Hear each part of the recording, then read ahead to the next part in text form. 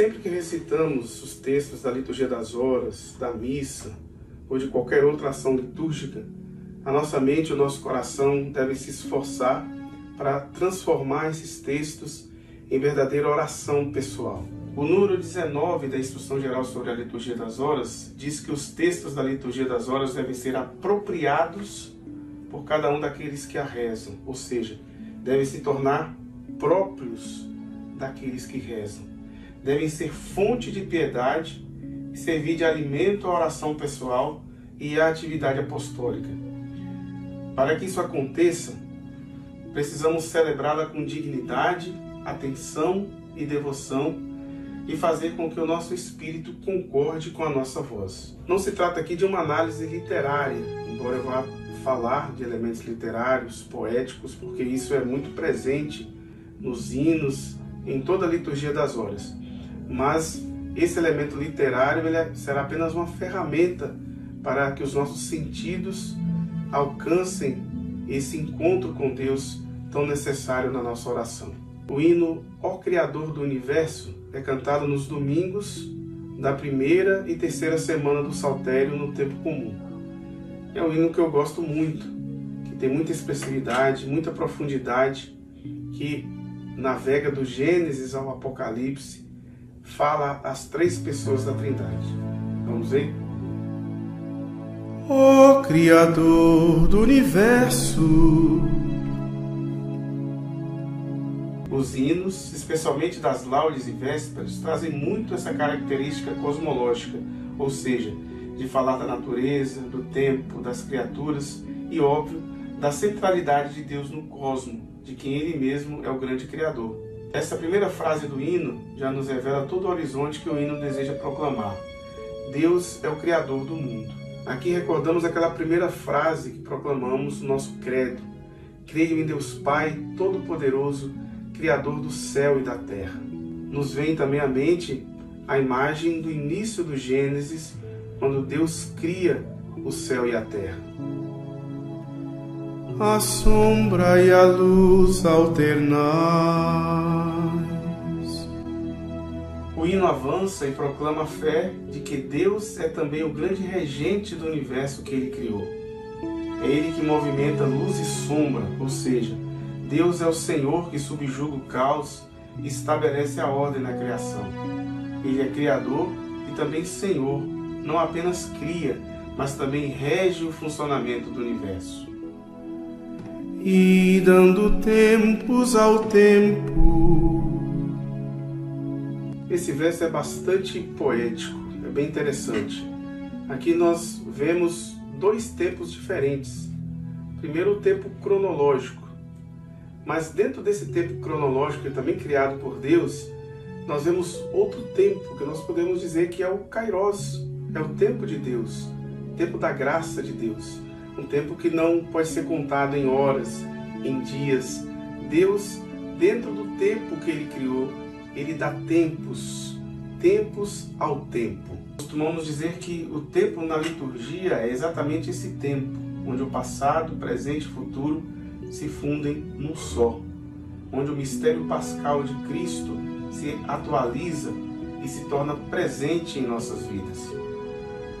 É o tempo da divina providência e da misericórdia que Deus usa para cuidar dos seres, como nós vamos ouvir no próximo verso. E dando tempos ao tempo, dos seres todos cuidais. Deus cuida no tempo certo, tempo que São Pedro chama de tempo oportuno, o tempo de Deus. Esse verso lembra também o Salmo 103, que diz: todos esses seres esperam de vós que lhes deis de comer em seu tempo. Vós lhe dais e eles o recolhem, abris a mão e se fartam de bens. Lembra também aquilo que o Senhor ensina no Evangelho de Mateus: olhai as aves do céu, considerai como crescem os lírios do campo. Não vos aflijais. Se Deus cuida assim dos pássaros e das flores, quanto mais a vós, homens de pouca fé. qual pregoeiro do dia canta nas noites o galo. Aqui uma pausa para uma ilustração histórica.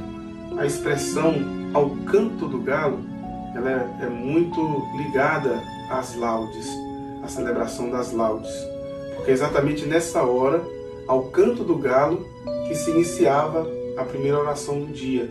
E essa oração da manhã, logo no início, ela começava antes do nascer do sol, quando ainda era noite. O sol nascia durante a oração da manhã. Por isso há esse jogo de palavras. Qual pregoeiro do dia canta nas noites o galo. Mas a parte mais importante desse verso ainda não é essa. Aqui nós encontramos um dos personagens principais desse hino, que é esse galo. O galo é esse pregoeiro do dia, ou esse avisador do dia, anunciador do dia. E logo vem à nossa mente a imagem do galo. Quem já morou no interior, na zona rural, sabe que o galo anuncia a chegada do dia. Então nós lembramos dessa imagem do galo. Mas será que é exatamente esse galo, no sentido literal, que o hino está falando? Separa a noite, brilhando a luz no intervalo. Aqui nessa parte do hino nós vemos o dia sendo apresentado como uma oportunidade, como um intervalo entre as noites, entre uma escuridão e outra. A luz de Deus que brilha em meio às trevas. Voltamos novamente lá no início da criação. Lembramos que a terra estava sem forma e vazia. As trevas cobriam o abismo e o Espírito de Deus pairava sobre as águas. Ou seja, as trevas existiam antes. Deus disse, faça-se a luz, e a luz foi feita. Deus viu que a luz era boa e separou a luz das trevas. ênfase no separou, que é o mesmo verso que é usado aqui no hino. O canto do galo, então, separa, marca esse início desse intervalo de luz, como se quisesse dizer que o canto do galo participa desse poder criador de Deus, trazendo a luz com seu canto. Não simplesmente a luz do sol, mas a luz do intervalo de oportunidade dada no Kairos de Deus, no tempo da graça de Deus. Também por ele acordada, a estrela d'alva brilhante. Neste ponto a gente começa a ter mais certeza ainda que este galo do hino é muito mais que um galo, né? É a própria manifestação de Deus. A expressão estrela d'alva aqui é muito importante. A palavra alva, ela significa manhã, amanhecer. Estrela d'alva é a estrela da manhã, é aquela estrela que brilha ainda, mesmo depois que o sol nasce ou antes do sol se pôr. Além de ser mais uma alusão à hora que estamos rezando, é uma alusão a Jesus. Jesus é a estrela da manhã. Assim diz Apocalipse 22:16.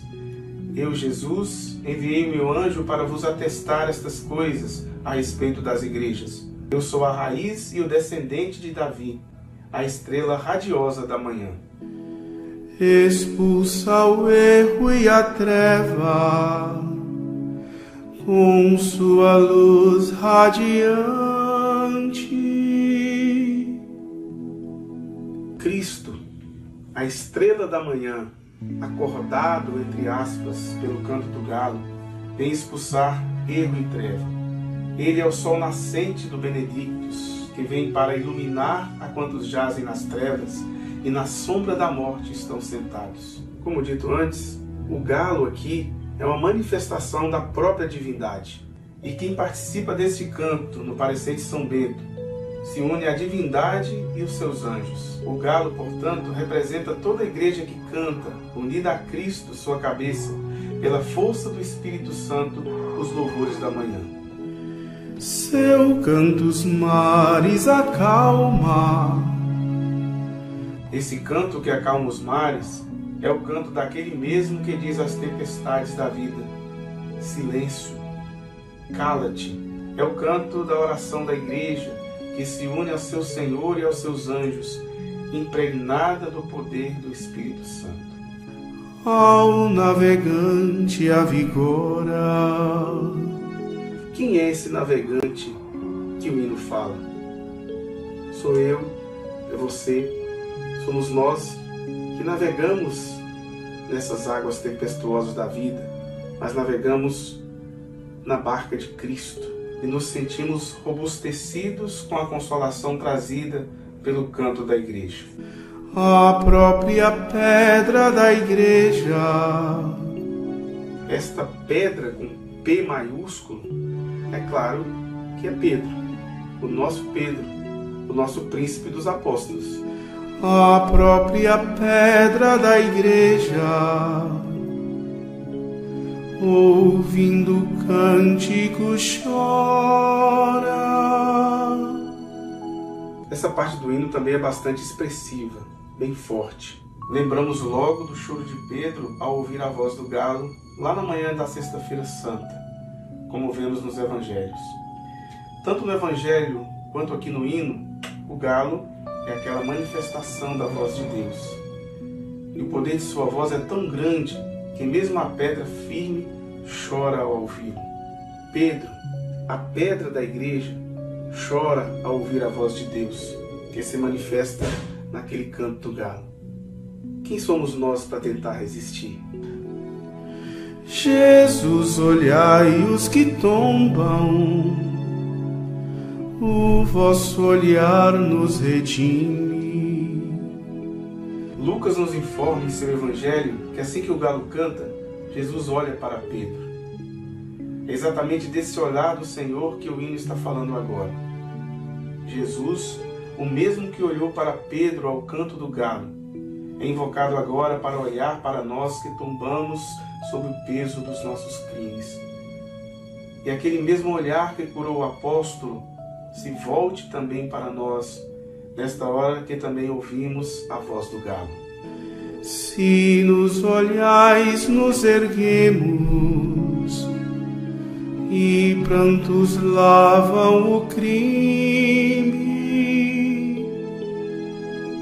São Bento nos ensina insistentemente que essas lágrimas, esse choro que lava o crime, não pode nunca faltar na nossa oração. Um dos instrumentos das boas obras, ditado por São Bento, é dar-se frequentemente à oração, confessar todos os dias a Deus na oração, com lágrimas e gemidos, as faltas passadas e, daí por diante, emendar-se delas. E também diz: e saibamos que seremos ouvidos, não com muito falar, mas com a pureza do coração e a compunção das lágrimas. Ó luz divina, brilhai, tirai do sono torpor, o nosso alento primeiro, entoie o vosso louvor. Vemos aqui nessa parte uma das principais premissas das laudes, a de consagrar a Deus as primícias do nosso dia, o nosso primeiro alento, lembrando das palavras de São Basílio Magno. O louvor da manhã tem por fim consagrar a Deus os primeiros movimentos da nossa alma e do nosso espírito, de modo a nada empreendermos antes de nos alegrarmos com o pensamento de Deus. Por fim, encerramos com a doxologia final, presente em todos os hinos, quando damos glória à Trindade, encerrando esse belíssimo hino de louvor. Ó Cristo Rei piedoso, a vós e ao Pai sumo bem, glória e poder na unidade do Espírito Santo. Amém. Amém.